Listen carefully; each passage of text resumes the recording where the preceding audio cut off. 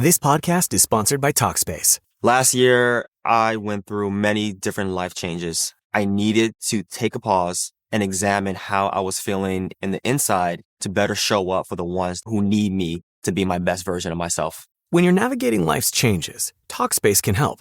Talkspace is the #1 rated online therapy, bringing you professional support from licensed therapists and psychiatry providers that you can access anytime, anywhere. Living a busy life, navigating a long-distance relationship, becoming a first-step father, Talkspace made all of those journeys possible. I could speak with my therapist in the office. I could speak with my therapist in the comfort of my home. I was never alone.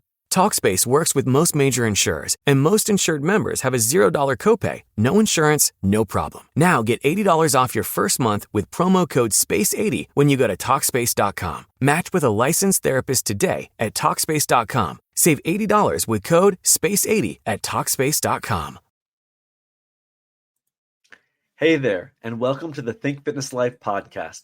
We're fueled by the incredible clients who inspire us every day, allowing us to elevate their health and fitness journeys. On this show, you'll gain valuable insights from top professionals, hear inspiring transformation stories, and discover the knowledge and motivation to create your own best life. Let's dive in.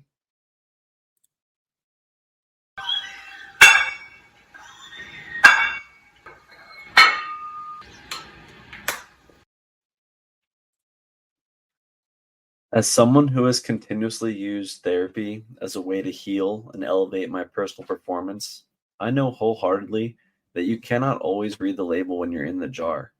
And that's why it's so helpful to have a professional in your corner to talk to.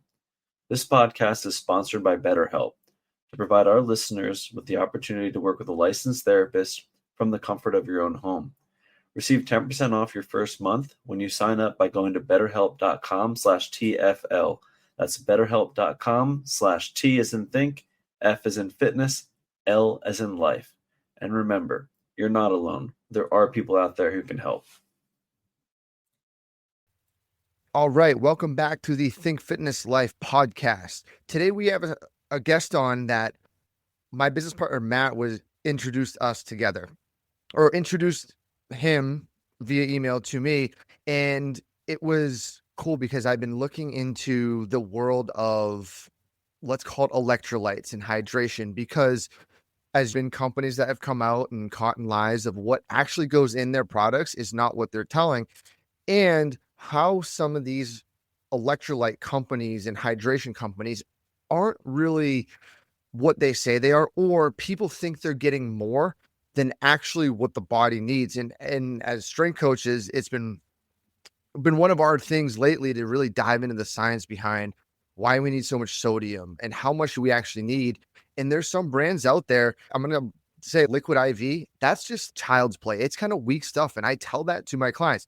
So he introduced me to Ben. So we got Ben Payson on, and he is the founder and creator of Heat Hydration. Now, at first, I've never heard of this thing. And usually I hear of supplements, and because it's been around, but you guys are brand new, just off the market. So this Heat hydration, when he sent me an email over, I'm always curious, and it helps prevent overheating and heat stroke, packed with electrolytes and adaptogens. That's on the front of their package. And right there, I'm okay.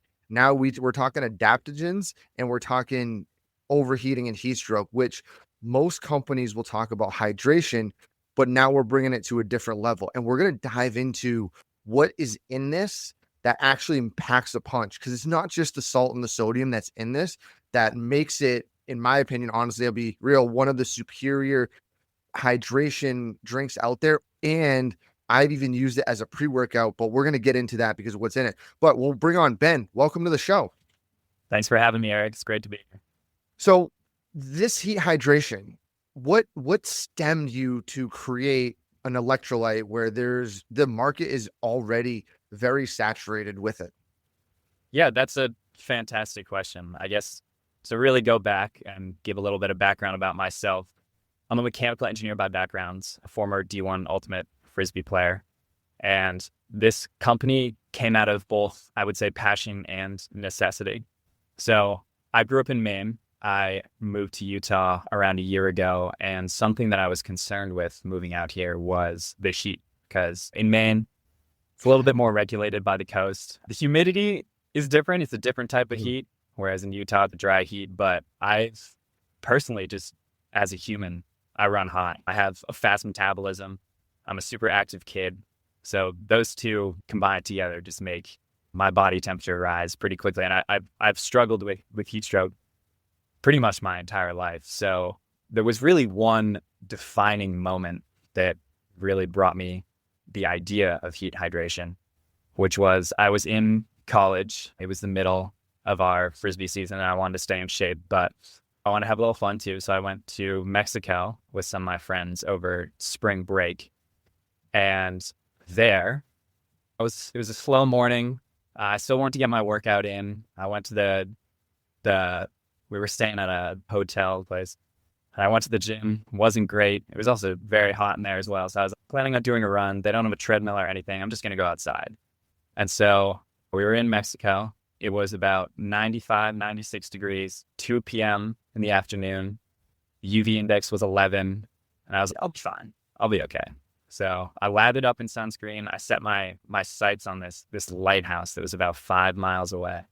And my plan was to run to it and run back and get a good sweat in, get the heart pumping, keep in shape. And I set out on this run and made it to the lighthouse. It was cool. It was awesome. But about 10 minutes into my journey, so I had about 4 miles left to go, I really started to sharply decline. I was feeling a little bit dizzy. The muscles weren't responding how I was hoping. I was paying way too much attention just on how hot I was getting. And instead of actually running and breathing and stuff like that, because the first thing to go in the heat is the mind. Then it's the muscles, then it's the body. But it's really the mind that you have to focus on. And ultimately, I made it back to the hotel. I got to the room and I stripped off all my clothes and I collapsed onto the bed and just blacked out pretty much. About 5 minutes later, really lucky, the cleaning lady came in, knocked on the door, woke me up and was like, "Are you okay?" And I didn't really know what had happened, but I had suffered a heat stroke. So I took a ice cold shower. I had this big red rash on my face. And I was thinking, yeah, it wasn't the best time to go for a run, but it was when I personally wanted to go. I had plans that night. I wanted to have a slow morning and relax with friends. I wanted to go in the afternoon. And the environment was really what was keeping me from it. So the whole purpose behind heat hydration is to empower its athletes and its users to really not be defined by the environment that they're in and feel the confidence and to get out there even when the conditions are against them. They were for me in Mexico. So that's kind of the whole backstory around it. And I started making these electrolytes for myself, and I'm sure we'll get more into what they are and how they work.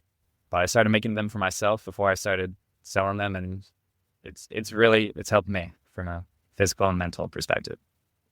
I think a lot of people, they don't realize what the heat can do to them, or they don't even realize what, and I would say how much sodium, because that's the big one. Really, there's the electrolytes. We're going to talk sodium, how much sodium we can lose in a day. And it doesn't matter to be in the heat, right? That's going to play a role into it. But even drinking coffee, I'm drinking some now, that's going to deplete sodium. So people don't realize that if they're drinking caffeine and coffee, they're already at almost, maybe not a heat stroke dehydration, but they're setting themselves up for dehydration when they're going to start to sense, okay, I feel groggy, I feel headaches and all that stuff.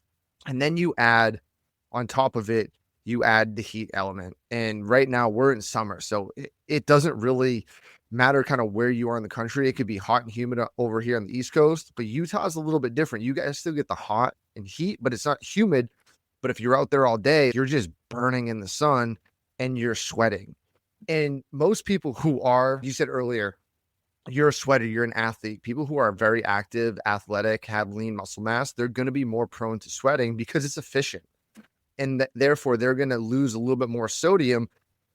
Hence why electrolytes are all the talk now. And probably I'd say probably after creatine, probably one of the most important supplements that you should have in your cabinet, way even before protein powder. And people look at me, are you serious? And I'm like, yes. If you haven't done it, you've got to try it out. I mean, it's really just how we function. If we're taking a full step back, electrolytes very saturated, but it's saturated for a reason because they're incredibly important. What are electrolytes? Electrolytes are essential minerals. You said it. Sodium and potassium are the two big ones, but additionally magnesium and calcium. And really what makes an electrolyte is that it's able to carry a charge, an electrical charge, right? So that's crucial because your body, even though you might not know it, your body runs on electricity, really. It's all the nerves. Every time you move a muscle, from lifting your arm to taking your breath, reading a sentence, even me talking right now, right? That's triggered by electrical signals sent through your nerves, right? And so your muscles rely on this difference in electrical charge inside and outside of their cells. And if you want to get into the whole science behind it, but this is, it's all maintained by electrolytes, especially sodium, potassiums. When your brain sends a signal to move, it opens these little gates in your nerve cell, which allows sodium ions to rush in and potassium ions to rush out. And this exchange creates an electrical impulse, right? And so that travels down the nerve, tells it can communicate with other nerves, tells the muscle to contract, to move. And this whole process it's called an action potential, which I learned about briefly in my high school chemistry biology class, but yeah, this whole action potential, it relies on those sodium and potassium ions in those channels to really for your brain and your body to communicate. So without these electrolytes, especially sodium, potassium, the signal, it gets muted or it just fails to fire. And that's when you're low on electrolytes and you start cramping, you're experiencing dizziness. It's this lack of communication between your brain and your body that's really causing that. And that's electrolyte. So you're going to lose more. You're going to lose more when you sweat. Absolutely. But it's really just an everyday thing, even from reading a book to taking a walk around the park to running a marathon. It's important for everyday hydration, which I think the population is shifting to. You mentioned Liquid IV. It's got a low sodium content compared to other brands, other popular brands. Too low. Too low. If you ask me. It is too low. I would totally agree. But for some people that can be okay, right? Because if they're not working out or exercising, frankly, Liquid IV is going to be all right. But if you're in the heat, or you're exercising, you need more than 500 milligrams. It's not enough. Yeah, and that's where we'll talk to athletes and then Gen Pop, because I think to understand, you can't just talk to the vast majority. You have to go one, because I said earlier, if you're drinking a cup of coffee, you can lose, or let's say two cups of coffee, you can lose 600 milligrams of sodium right there. So if you're drinking 4 cups, we're up to 1,200 milligrams. One Liquid IV, that's not going to replace it. So just general population people thinking, if you're like, hey, I drink 3 or 4 cups of coffee a day, which there's nothing wrong with. I love my coffee. Just know that you're going to have to put more salt back and sodium and electrolytes into the system. And then for the athlete realm, that's where Liquid IV to me, it's not even enough, because within an hour, if you're moderate sweater, we're talking about 1,400 milligrams of sodium. But if you're someone, you and I, who is a big sweater, we're probably close to 2,000 milligrams an hour if we're sweating. And that's a lot. So how many Liquid IVs you need? Or yours has 820 milligrams right off the bat. So that was the first thing. When I picked up the package, I flipped it over, because I always do this with any electrolyte that I pick up or see. What's the punch it's going to give me in a scoop? Because some will be, it's 300 milligrams. Right off the bat, I know that that's not enough. So when I flipped it over and I'm seeing 800, I'm okay, now we're in the ballpark. We are loading that thing up in a good way. And I know it's going to taste salty. And I'm okay with that, because I'm sure you that salty taste a little bit. And people, they really get adjusted to it after a while, but to get into the nitty gritty of it, really, if you get the electrolyte, you need to get it to taste almost your own sweat. You're getting it close to that basically base of formula of your own sweat. So it should be salty. And that's where I think that the Liquid IV, I know it has a little more sugar in it. They're trying to make it sweet. So people, hey, I can drink this regularly and not feel, this is salty. That's my opinion. But really, when talking about athletes, we need to elevate this to, hey, you need to be doing more, because it gets into the electron potential of, Do you want to perform better?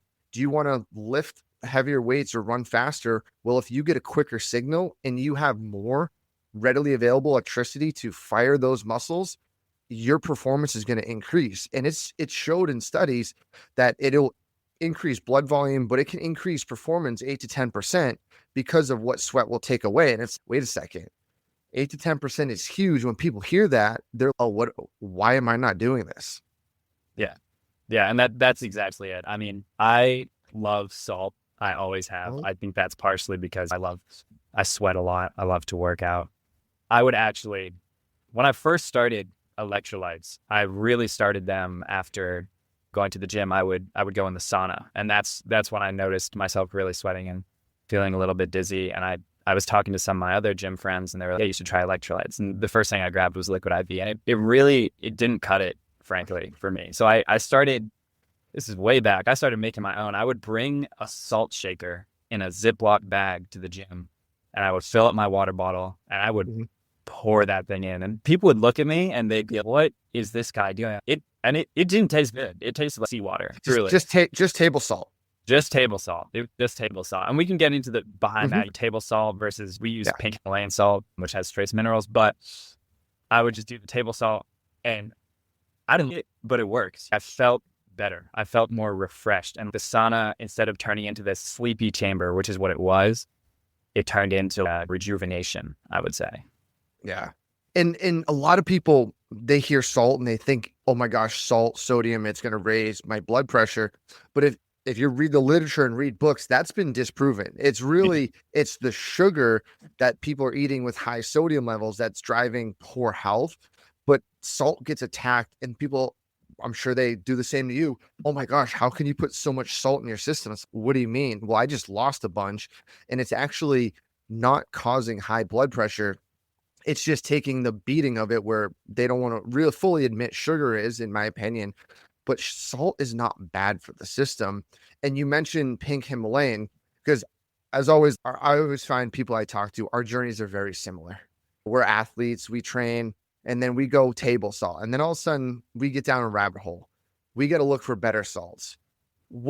When did you flip to say, hey, instead of table salt, I'm going to look at other variations of salt? I would say after I first really got into the electrolyte space and I started really tapering down a formula that worked for me. So as I said, when I first started, it was just table salt straight out of the shaker. I would take it. And then I started looking at other forms of salt.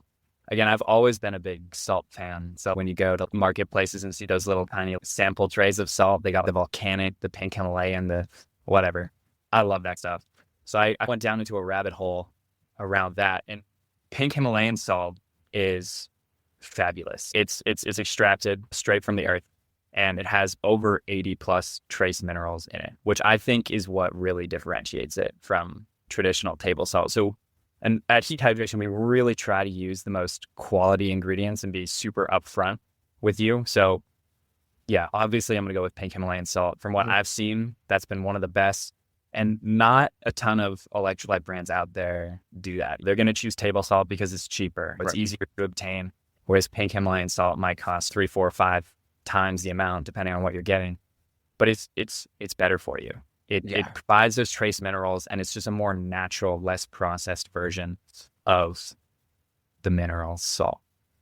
And I think that's the big thing, is the trace minerals in some of these other, there's pink Himalayan. I think there's other sea salts out there. There's a ton, but they do have more of these trace minerals.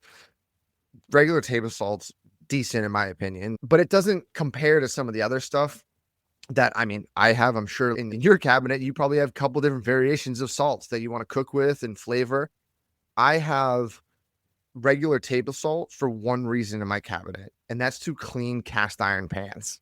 And people look at me crazy, but it works, but I don't use it on food because I want more. When I use the pink Himalayan salt or I use some other salts, I'm going to get more trace minerals in better quality just because there's more than just regular table salt. And I think that's a big thing when you start looking at even your own electrolyte intake or salt intake. What quality or what are you taking in? Because the more we can take in trace minerals in one sitting, the better off we are.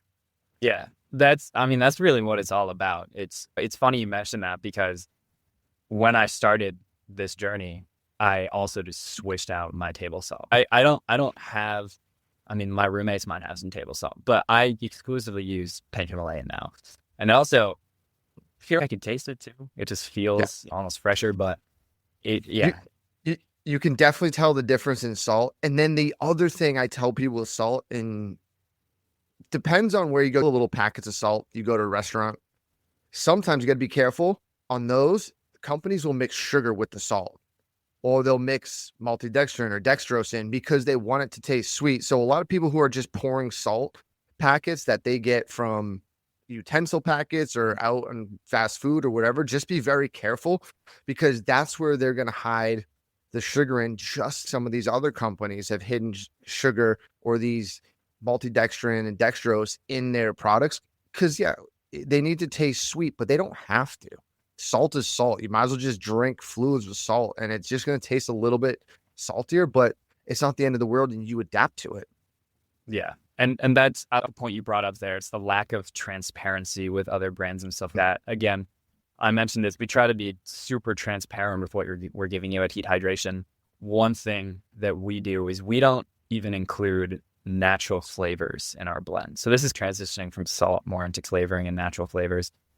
Everyone likes stuff to taste good. It's difficult to market a product that tastes bad, but a lot of companies, every single one that I've looked into, to be exact, as far as electrolytes, uses natural flavors. And I didn't know this for the longest time, but if you really think about it, you see them everywhere. What are natural flavors? And I did a little bit more digging and diving into this, and natural flavors, they're technically regulated by the FDA, but the FDA only regulates one portion, and that is they define what a natural flavor is. And that's that a natural flavor has to start with something natural. So that can be a fruit, that could be a vegetable, something like that. It has to start with that natural source. And then it doesn't matter what you do after that. And that scares me. It truly scares me, because companies out there that have the option when they're creating their nutrition labels, obviously they have to follow guidelines around what they're actually using. But when it comes to natural flavors and flavoring, the amount of chemicals and stuff that you can hide under that label is immense. There are companies out there that use hundreds of chemicals in these so-called natural flavors, and they could put that on the label. There's nothing stopping you from listing exactly every single thing that goes into that blend, and that's what we do. We don't use natural flavors. We use fruit juice, lemon and lime juice. But the FDA does not regulate these. A group called FEMA, which is the Flavor and Extract Manufacturers Association, they have a panel that evaluates them. It scares me. And I've started to transition away from pretty much anything that uses natural flavors, because they're hiding that for a reason. If they were to put it on the label, just as it goes in the product, I think it would raise some eyeballs. And that's why they use the umbrella term natural flavors. We fully avoid that and only use fruit juice in our blends. And it goes back to are you good paying for quality with the pink Himalayan salt versus the table salt, really understanding what goes in it. But that's a big sticking point for us, is avoiding obviously artificial flavors, but natural flavors as well, and just sticking to 100% fruit juices in our blends. Yeah. It is unfortunate, because when people read natural flavors, in our head, we're thinking, oh, okay, this is good. But yeah, they can hide much on these nutrition labels. And it is sickening and scary of what people's perception will be and how they can blanket term some of this stuff.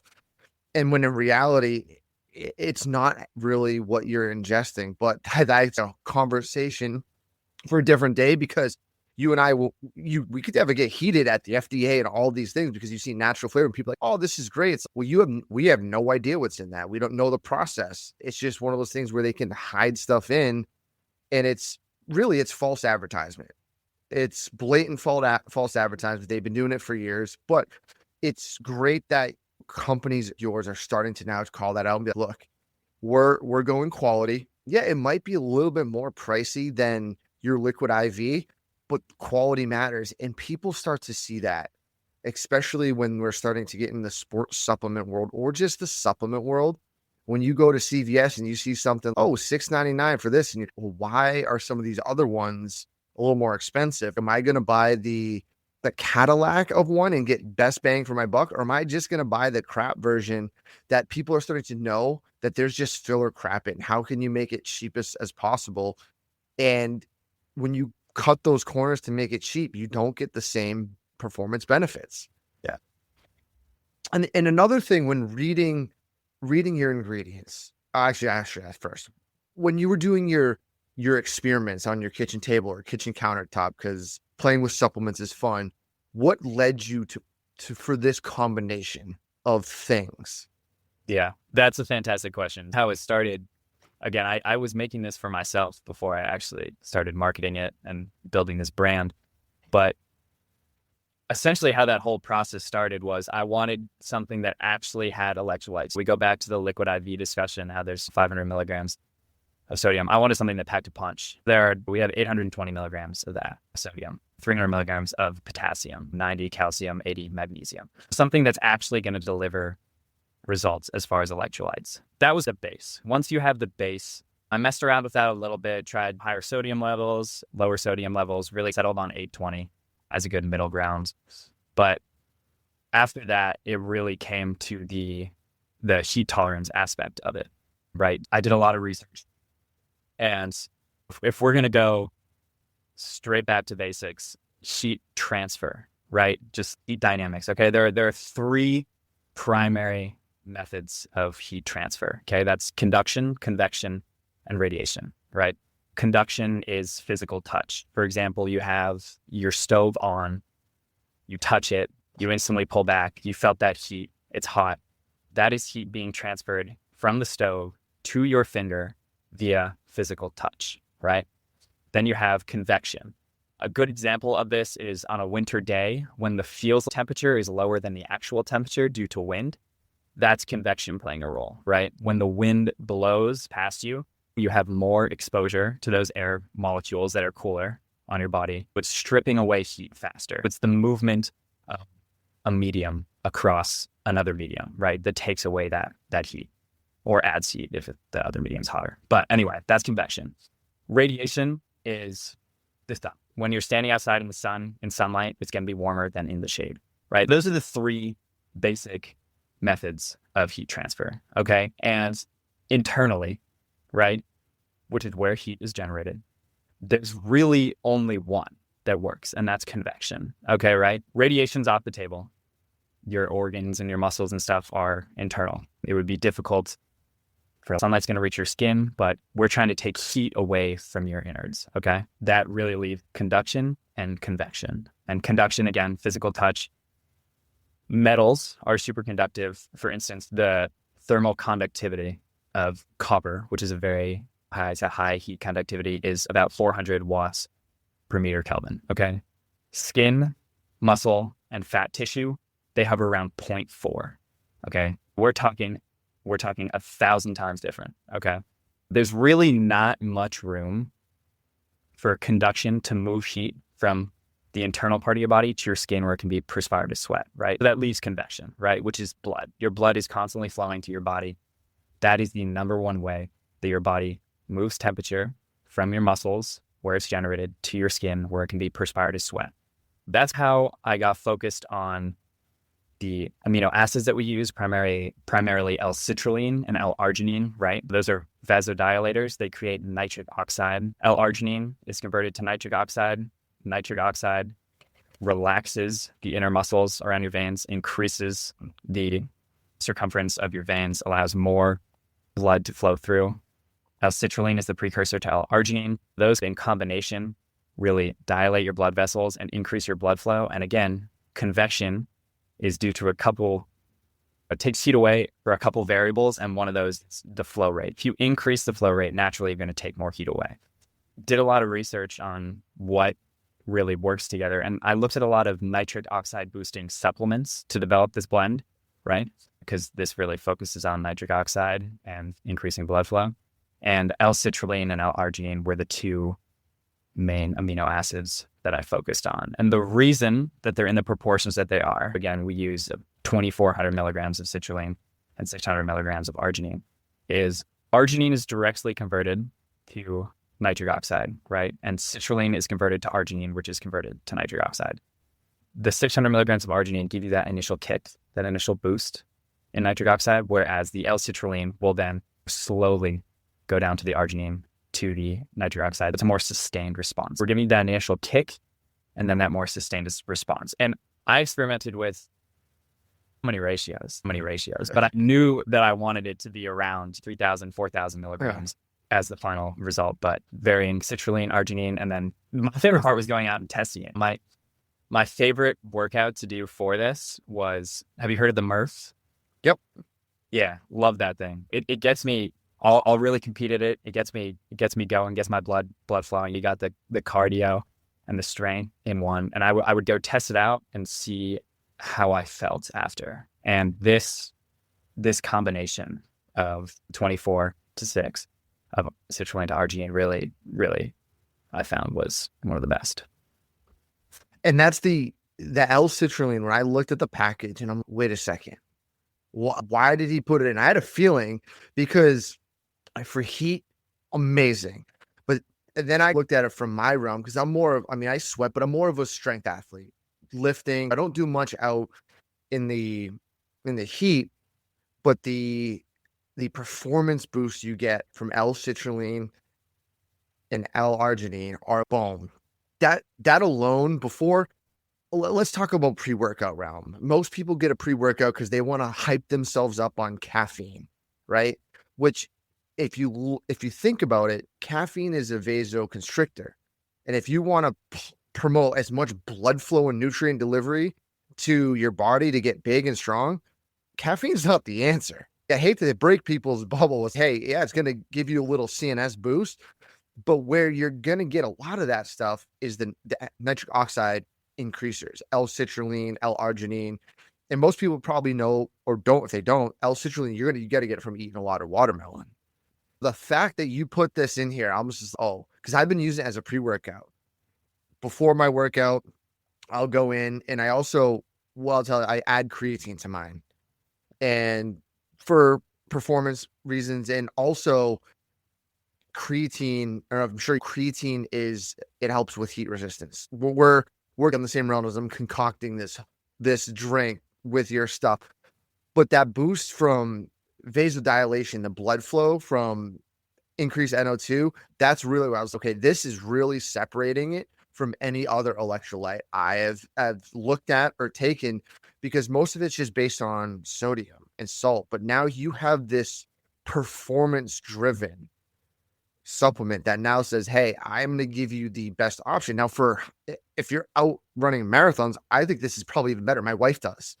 And I'm okay, I'm going to get more of this stuff after I finish this, because she hasn't tried it yet, but she sweats crazy. But the more boost I can get in performance from nitric oxide and salt, that's not a heavy taste. Because one of her big things I do having her test stuff, she doesn't the super, super salty. The elements too much on a run, because you probably know when you go for a run, you don't want something super sweet or super salty. When you're during a run, you want somewhere in the middle ground, but still getting enough. When she's traveling now, when she gets back, I'm gonna have her probably go 2 scoops in her running bottle on this one. But I'm stoked that you put L-citrulline in here and L-arginine, and that was one of the reasons why I really wanted to dive into what made you do that, because you won't see this probably in most other supplements at all. Yeah. And it really does set us apart. And like you said, I mean, it is a prominent ingredient in a lot of pre-workouts because of that vasodilation, but it really is for the increase in blood flow, which increases the rate at which your blood can take heat from the internal part of your body where it's generated and move it to your skin where it can be perspired as well. And it's a double whammy. It's nice because it regulates your heat, but it also gives you that energy boost. It makes you feel better as well as cools you down. Yeah, and then even for someone who maybe they're not a super athlete or they don't run marathons, they might just be, hey, I'm going to take this in the morning you're probably not going to need your caffeine. You're going to get a boost of sodium. The salt, first of all, will wake you up from a taste standpoint. And I think that's another great thing that I love about salt is it's palatable. But when you drink with just water or something, you're, well, okay, it's waking up. And my theory with coffee is the same thing. If you drink black coffee, it's strong. It's the flavors that's waking you up more than actually the caffeine. See, people, when they first have a sip of coffee, they're like, now I'm awake. It's the caffeine hasn't even really hit your digestive system yet, but you're awake. I really think it's a strong flavor. And the same thing with salt. And getting people to, if you want to, maybe if they're trying to curb your coffee intake, if you're doing a lot of sugar, drink this in the morning. Boom. Start your day with some sodium, some water, and it's going to get your system going. And then if you are out in the Utah or out over here where it's humid on the East Coast, it will just help replenish you. Yeah, exactly. And I've started doing that. My favorite time to take it is before doing an activity, right? Because I have a lot of people come up and what's the best time to take it? Is it before, during, after? All of them are going to produce benefit, right? Before, it's going to give you that increase in energy and really help you cool yourself down. But additionally, if you take it during, it's going to sustain, and after, it's going to replenish. So it's that trifecta. You can take it whenever, but my favorite is before for the reasons that you said. It gives you that boost. I love salt. I love the taste of it. It's not too sweet at all. It just wakes you up, especially in the morning. Yeah. But yeah. Have you done at night before? A big dose the night before a big event or a big game? Have you tried that at all? Yeah, funny you mentioned that. Yesterday, I participated in the Utah Spartan Beast. It's 21K. It's about 5,000 feet of elevation. And the night before, I started prepping for it, from a nutritional aspect for a week because it's a big event. It's going to take a lot out of me. But I really started focusing on electrolytes and taking them even the night before. Yeah, before, not quite right before bed because I do note a bit of an energy boost when I take it. But I would say right before making dinner, took some electrolytes, woke up in the morning, took a little bit more before the race, and it felt great because I had those buildup. I had those reserves of electrolytes in my system, and that sustained vasodilation, increased blood flow. I was getting more to my muscles, and it felt great. Now, this isn't a statistical study. This is just a one-off, but for me, it felt pretty wonderful taking it the night before. And the reason I bring it up, I had one of my fellow strength coaches one time said, "Oh, if you're looking for a performance increase, the night before, have a steak and load it with sodium and salt." And I was, I need to look more into it. But then I looked more into it. And when you take sodium before a competition, let's say the night before, and it doesn't, probably not right before you go to sleep, because it can increase the total blood volume and give you more of that performance boost, you are going to feel what you just said. Now I'm shifting to more thinking if some athletes have big competitions coming up, the night before, start getting on your sodium, load it up. And then, you can still have it when you wake up because you do lose some in you lose some in sweat and during sleep, especially if you urinate out, you're going to lose some. That's natural. But you do it the night before and then you wake up and do it. Same thing as you. I've had great results and I tell my athletes to do it and they're, wait, I felt really good. It's cool that the sodium is really a performance enhancer when it's something that anyone can go to the store and get. It's not you have to order this, oh my gosh, supplement with 55 ingredients and people are like, what is it? It's simple. It's been around since the earth's been formed. This is one of the biggest drivers of performance. How do we utilize it? But for people listening, if you want to get a boost in performance or something, the night before, load up on it and you'll see what you were talking about. And it's quite amazing. It really is. Yeah. And I totally agree. I mean, I was looking when I first started developing this, and studies do show that even a 2% drop in body weight from fluid loss, it significantly hurts your performance. If you can build up the night before and then sustain through a big event, it really, it feels good. Yeah. It's cool when you talk about hydration because there's the opposite too. You can put yourself in slightly dehydrated states when you're training to get a hormetic effect. And then when you reload your body with the sodium, all of a sudden it's boom. Now, I don't want people to hear that and think, oh, I need to go and be dehydrated. Certain times, if you're training, it's okay to be in a little dehydrated state. And because your body's going to adapt to it from the stress put on the system. And then when you put sodium back in, your body's going to be, hey, I'm going to take all the sodium. And from the adaptation, it's going to make me better.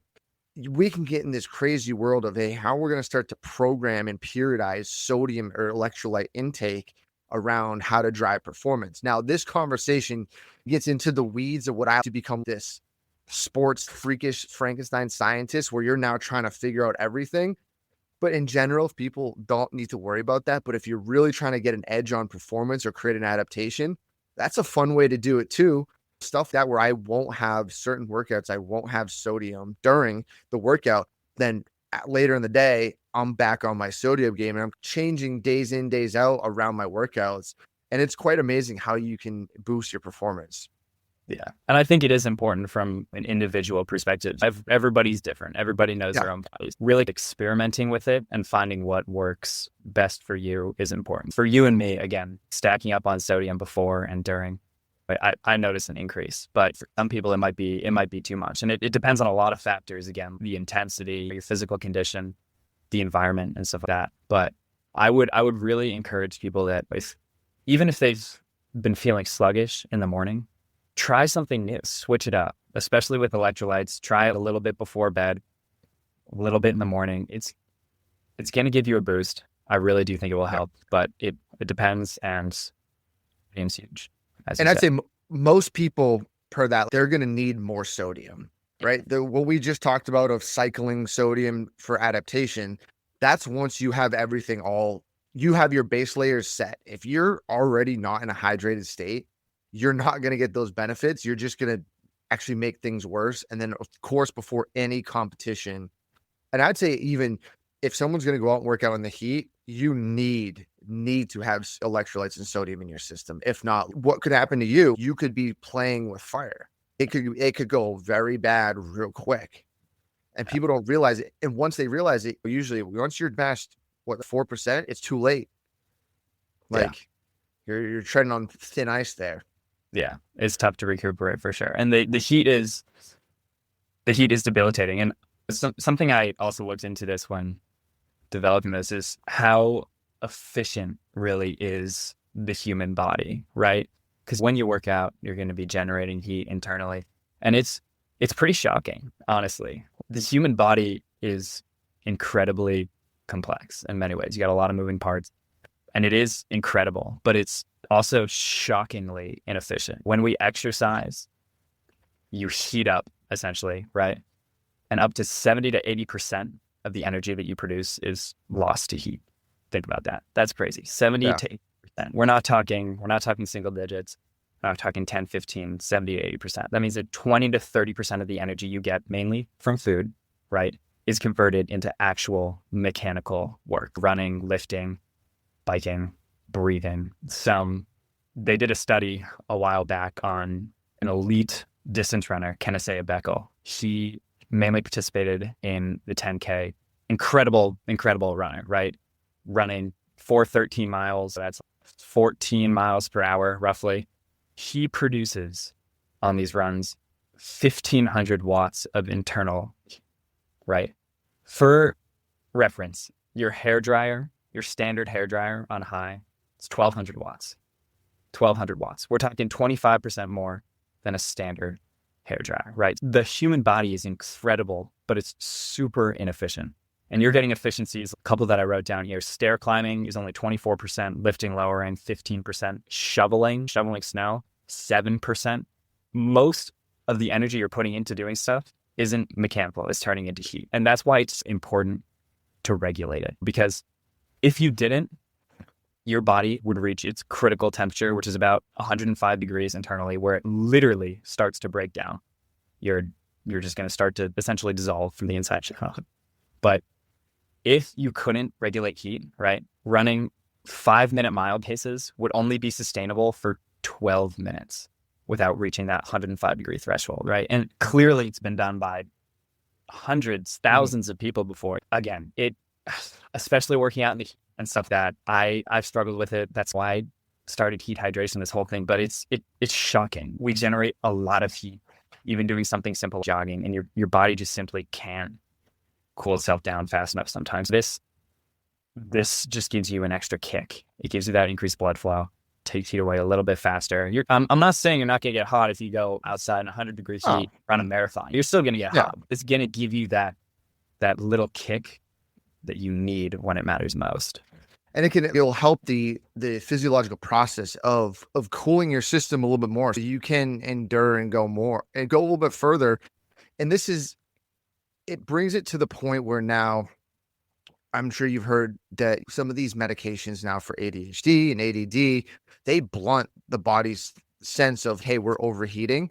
Even younger athletes, and this is where I get on my Gatorade soapbox, Gatorade's a thing of the past, right? Yeah, we're getting some sugar and glucose, but really you need to get sodium. And if maybe some of those people are on those medications, that they can benefit from taking heat hydration and electrolytes, because that's going to help them protect them, because that medication is already changing the signal. Their brain's just going to work, and it's not going to know when the heat signal is too high to protect them, but also allowing them to shed that heat off, stay hydrated, be able to function, have that synapse firing and perform. That's where we want to see people go. And it's simple.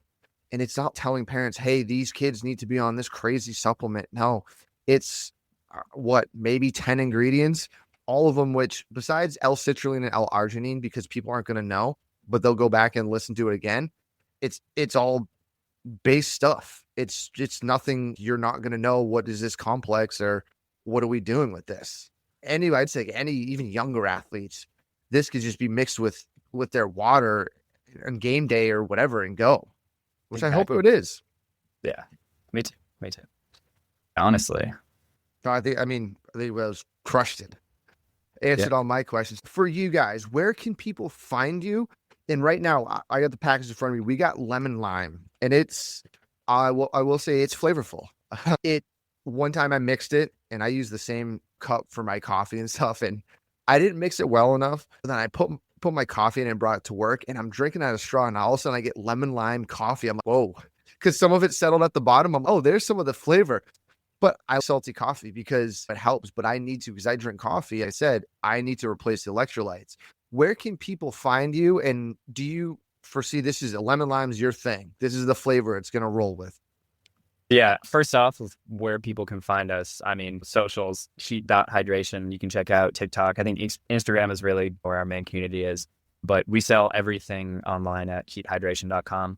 As far as the flavoring and everything currently we only have one flavor, and it really was just a test if this would be of interest to other people aside from just me and really help other people. And we've had a lot of resounding feedback. We have 4 flavors being developed right now that should be released within the next couple months. And then we're also transitioning to stick packs, which are just a little bit more convenient than the bag. We just got our first shipment in. Nice. Super excited about that. That's going to release soon. But yeah, heathydration.com for any questions. My contact information is on there. You can email me. My phone number is on there too. You can text me. I'll respond as quick as I can. Or on socials at heat.hydration, but that's where you can find us. Love it. And I would say I was reading this package. One thought I would have for you is, you probably have already had this thought, knowing athletes and someone like my wife, bigger packaging for those athletes that we know we're going to go through these and we're going to crush this pretty good. That would just be my one recommendation, because I could see me going through this pretty quick and be like, oh, I need more. Yes, totally. And we've had a lot of repeat orders where they'll order 1 the first time and then they'll come back, order 2, 3, 4. And we started doing one of those subscription models that it seems like everyone's going on, which has been pretty good so far. But I think we will do a mega pack in the future, which will be cool. When that drops, let me know, because I know I got to order more already. Awesome. All right, man. Well, we appreciate you coming on. I'm going to hit pause and. Matt Gluckman and Eric Menchie here from Think Fitness Life. Our entire careers have been dedicated to fitness, particularly how the mind helps the body. We've been around gyms and nutrition strategies for 25 plus years collectively, and nothing harms or helps better than your own mind, untrained or trained. Pushing beyond your limits, Overcoming whatever's thrown your way and making the decision to show up day in and day out as a lifestyle takes more soul than sand. And what I mean by that is when you can get your mindset and heart leading you consistently in the direction of your goals and dreams, well, it's just a matter of time before you have the performance, physique, or quality of life you're yearning for. See, your thoughts will stem from your beliefs, which will then lead you to action, which develop into your behavior and ultimately lead you to results. It's really that simple. Our process takes time and it takes open communication. It's amazing what pops up along the fitness journey to betterment, and we can be there every step of the way. To learn more or apply for coaching, visit www.thinkfitnesslife.com. Start recreating your life today.